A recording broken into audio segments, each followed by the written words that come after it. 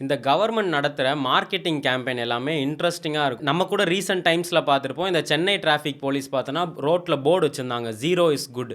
அப்படின்னா என்னன்னா, வண்டி நீங்கள் ஸ்லோவாக போங்க, அதுதான் நல்லது, அந்த மாதிரிலாம் போடுவாங்க. அப்புறம் நீ என்ன ரோட் ராஜாவா, அப்போலாம் வந்து டிஃப்ரெண்ட்டாக கேம்பெயின்ஸ் போடுவாங்க. அது நமக்கு பார்க்கவே இன்ட்ரெஸ்ட்டாக இருக்கும். அதே மாதிரி மும்பையில் ஒரு கேம்பெயின் ஒன்று ஸ்டார்ட் பண்ணியிருக்காங்க, மும்பை டிவிஷன் ஆஃப் இந்தியன் ரயில்வேஸில். என்னன்னா, இந்த 20ஆம் தேதி மார்ச்லேருந்து 15ஆம் தேதி மே வரைக்குமே லக்கி யாத்ரான்னு ஒன்று கொண்டு வந்திருக்காங்க. எதுக்குன்னா வந்து நமக்கு தெரியும், இந்தியாவிலே பார்த்தோன்னா மும்பையில் இந்த லோக்கல் ட்ரெயின், இந்த சப்அர்பன் ட்ரெயின்ஸ்னு சொல்லுவோமே, அந்த ட்ரெயினில் செம்ம கூட்டம் இருக்கும்.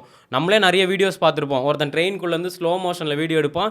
ட்ரெயின் வரும்போது எல்லாம் அடிச்சு பிடிச்சின்னு ஏறுவாங்க. நம்மளே என்னடா அது இவ்வளோ பேராட ஒரு லோக்கல் ட்ரெயினில் போவீங்க அப்படின்னு. சென்னையிலையும் இருக்குது லோக்கல் ட்ரெயின்ஸ், ஆனால் நமக்கு அவ்வளோ கூட்டம் இருக்காது. ஒரு பீக் டைமில் மட்டும்தான் கூட்டம் இருக்கும். மற்ற டைம்லாம் பார்த்தோன்னா செம்ம காலியாக இருக்கும். ஆனால் மும்பையில் பார்த்தோன்னா எப்போவுமே கூட்டமாக இருக்கும். அதனால் என்ன பண்ணுறாங்கன்னா, நிறைய பேர் டிக்கெட் எடுக்காமலே ஏறிடுறாங்களாம். அதனால் மும்பையில் பார்த்தோன்னா நார்மலாக இந்த சப்அர்பன் ட்ரெயின்ஸில் 40 லட்சம் பேர் ட்ராவல் பண்ணுவாங்களாம். அதில் 4000 5000 பேர் டிக்கெட் எடுக்காமல் வந்து மாட்டிக்கிட்டே இருப்பாங்களாம். ஸோ இது வந்து அங்கே கவர்மெண்ட்டுக்கு வந்து பெரிய கஷ்டமாயிடுச்சு. என்னடா இது, அது இல்லாமல் எத்தனை இன்ஸ்பெக்டரை போட முடியும்? நமக்கே தெரியும், இந்த டிக்கெட் கலெக்டர்னால் ஒரு 2-3 பேர் தான் நிற்பாங்க. அவங்களும் சில பேர் தான் வா வா வா வான்னுவாங்க. டிக்கெட் இதெல்லாம் பார்த்தவொடனே ஓடின்றோம். அவங்களும் போய் ஓடிலாம் ஒன்றும் பிடிக்க மாட்டாங்க. அதனாலே பார்த்தோன்னா மும்பையில் வருஷத்துக்கு கோடி கணக்கில் வந்து லாஸ் ஆகிட்டே இருந்ததான். இவங்கலாம் பார்த்தோன்னா டிக்கெட் வாங்குறதுல இன்ட்ரெஸ்ட் காட்ட மாட்டேங்கிறாங்க. சரி, மற்ற இதில் இவங்களாம் இன்ட்ரெஸ்ட் காட்டுறாங்கன்னு பார்த்தோன்னா, அங்கே வந்து லாட்ரி டிக்கெட்ஸ் இருக்குது. நம்ம தமிழ்நாட்டில் மட்டும்தான் லாட்ரி டிக்கெட்ஸ்லாம் பேனு. கேரளாவில் போனாலுமே இருக்கும், மும்பையிலுமே இருக்குது. எல்லாரும் பார்த்தா மும்பையில் லாட்ரி டிக்கெட்ஸ் பர்ச்சேஸ் பண்ணுறாங்களாம். அதனால வந்து இந்த மும்பை டிவிஷன் ஆஃப் இந்தியன் ரயில்வேஸும் எஃப்சிபின்னு ஒரு அட்வர்டைஸ்மெண்ட் ஏஜென்சி, இவங்க 2 பேரும் சேர்ந்து லக்கி யாத்ரான்னு ஒன்று ஸ்டார்ட் பண்ணியிருக்காங்க. என்னன்னா, நம்ம டெய்லியும் ட்ரெயினில் போகும்போது டிக்கெட் வாங்குவோம்ல, அந்த டிக்கெட்டில் பார்த்தோன்னா யூடிஎஸ்ன்னு ஒரு நம்பர் இருக்குமா. அந்த நம்பரை வந்து குலுக்கல் ரீதியில், இந்த குலுக்கல் முறையில் தேர்ந்தெடுக்கப்பட்டு ஒரு லக்கி வின்னருக்கு வந்து ஒரு நாளைக்கு 10,000 ரூபாய் கிடைக்குமா. ஸோ அந்த மாதிரி டெய்லி ட்ராவல் பண்ணுறவங்களுக்கு 10,000 ரூபாய், அப்புறம் வீக்லி வந்து லக்கி வின் பண்ணுறவங்களுக்கு 50,000 வரைக்கும் இருக்குமா. ஸோ இதனால் வந்து மக்களுக்கு சரி, ஏன்னா 5 ரூபா தான் டிக்கெட்லாம் இருக்கும், மேக்ஸிமம் 5 ரூபாலேருந்து 10 ரூபா இருக்கும்.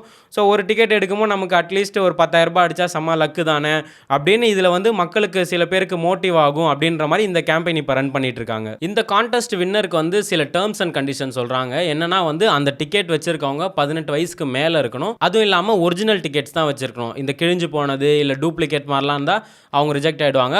ஒன்று ஃபிசிக்கலாக இருக்கலாம், இல்லைனா இந்த யூடிஎஸ் ஆப்லாம் இருக்குது, அந்த மாதிரி டிக்கெட் வச்சிருக்கணும். அதே மாதிரி பார்த்தோன்னா எல்லா ட்ரெயின்ஸ்க்கும் கிடையாதான். சிஎஸ்டி லைன் ஒரு ட்ரெயின் போகும், அந்த ரூட்டில் இருக்க ட்ரெயின்ஸ்க்கு மட்டும் தான் இருக்கான், வெஸ்டர்ன் லைனுக்குலாம் கிடையாதான். இதோட ரிசல்ட்ஸ்லாம் நம்ம எங்கே பார்க்கலாம்னா, ஒன்று ரயில்வே ஸ்டேஷன்லேயே ஒட்டிடுவாங்க, அப்படி இல்லைனா அவங்களே ஒரு வெப்சைட் கொடுத்துருக்காங்க, www.luckyyatra.comனு போனோன்னா நமக்கு காட்டுது யாரெல்லாம் இந்த வீக்லியோட வின்னர்ஸ்னு.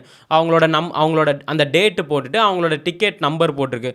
ஸோ அந்த வெப்சைட்குள்ளே போட்டோன்னா, இப்போ என்கிட்ட அந்த டிக்கெட் இருக்குன்னா என்னோட நேமு, என்னோட டிக்கெட் நம்பர், இமெயில் அட்ரஸ்லாம் கொடுத்து போஸ்ட் பண்ணனா அவங்க ஜூன் 15ஆம் தேதி நம்ம போய் அந்த காசை டைரெக்டாக வாங்கிக்கலாமா. நம்மளோட ஃபோட்டோ, நான் தான் இந்த ஆள், இந்த டிக்கெட் நான் தான் வாங்கினேன் அப்படின்னு சொல்லி காமிச்சோன்னா நமக்கு அந்த காசை கொடுத்துட்றாங்களாம். இந்த இனிஷியேட்டிவ் பார்க்க பயங்கர க்ரியேட்டிவாக இருக்குது. என்னடா இவ்வளோ பெரிய பிளானை சீப்பாக முடிச்சிட்டிங்க அப்படின்ற மாதிரி. ஏன்னா வந்து நமக்கே தெரியும், ஒரு டிக்கெட் விலை வந்து 5 ரூபா தான். சென்னையிலையும் பார்த்தோன்னா நிறைய பேர் டிக்கெட் எடுப்பாங்க, பார்க்க நல்லா டீசெண்டாக இருப்பாங்க, ஃபோனுங்கெல்லாம் வச்சுருப்பாங்க, பார்த்தா ஓரமாக நிற்பாங்க, என்னென்னா டிக்கெட் எடுத்துருக்க மாட்டாங்க.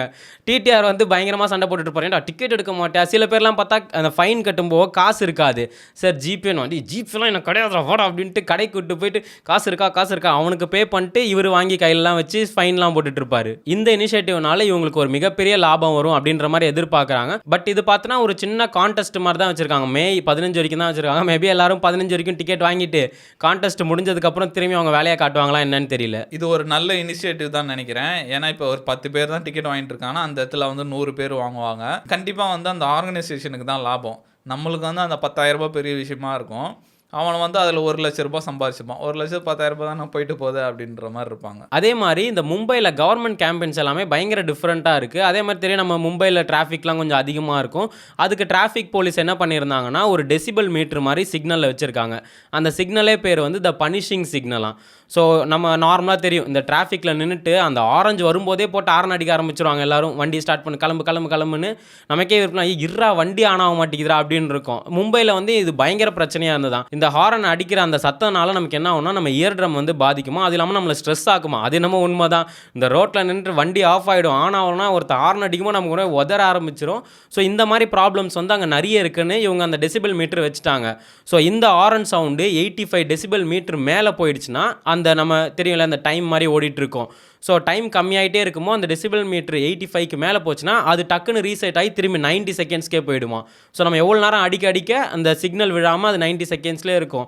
ஸோ இந்த இனிஷியேட்டிவ் எடுத்த உடனே நிறைய பேர் வந்து ஹாரன் அடிக்கிறதே நிறுத்திட்டாங்களாம். சரி சிக்னலுக்கு வெயிட் பண்ணுவோம், அது க்ரீன் விழுந்ததுக்கப்புறம் போகலாம் அப்படின்ற மாதிரி இந்த சின்ன சின்ன சேஞ்சஸ்னால உலகத்தில் மிகப்பெரிய இம்பேக்டே நடந்துட்டு இருக்குது.